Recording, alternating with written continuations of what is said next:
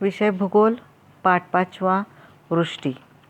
पिछली तासिका में हमने प्रतिरोधी वर्षा तथा महाराष्ट्र में होने वाली वर्षा की जानकारी प्राप्त की थी।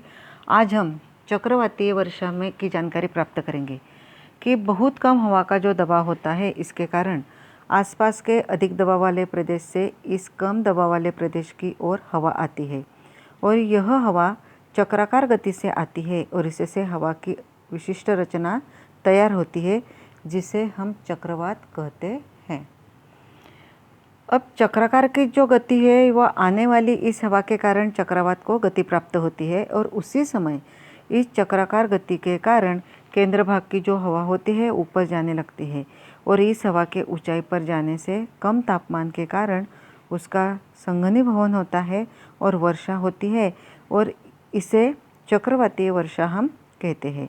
अब चक्रवातीय वर्षा की विशेषता मैं आपको बताती हूँ कि यह जो चक्रवाती वर्षा होती है वह समशीतोष्ण कटिबंध में चक्रवातीय वर्षा अधिक होती है और उसका क्षेत्र भी विस्तृत होता है। मतलब जहाँ पर ज़्यादा गर्मी होती है वहाँ पर यह चक्रवातीय वर्षा अधिक रूप से पाई जाती है। उष्णकटिबंध के चक्रवात का क्षेत्र जो होता है वह सीमित होता है और वह वर्षा जो होती है वो तूफानी होती है।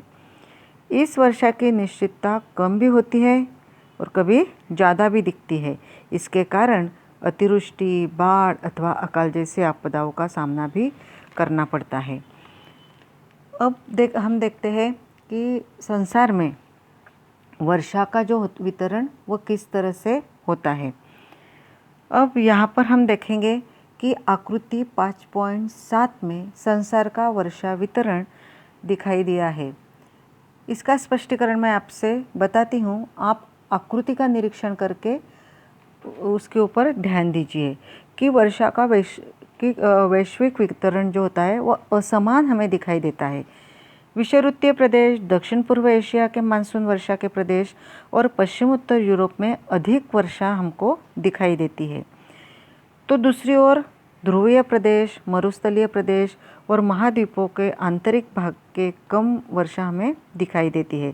अधिक वर्षा वाले प्रदेशों के निकटवर्ती प्रदेश तथा तटवर्ती प्रदेश के माध्यम के स्वरूप में वर्षा हमें दिखाई देती है। भारतीय प्रायद्वीप का मध्य भाग जो है वह आंतरिक भाग होने के कारण वहाँ कम वर्षा होती दिखाई देती है। अब अफ्रीका का जो पूर्वी भाग है वहाँ पर्वतीय प्रदेश होने के कारण वहाँ विषुववृत्तीय भाग की तरह अभिसरण की क्रिया नहीं होती और इसके लिए क्या होता है कि विषुववृत्त के निकट होने पर भी अफ्रीका महाद्वीपों के पूर्वी भाग में कम वर्षा होती है।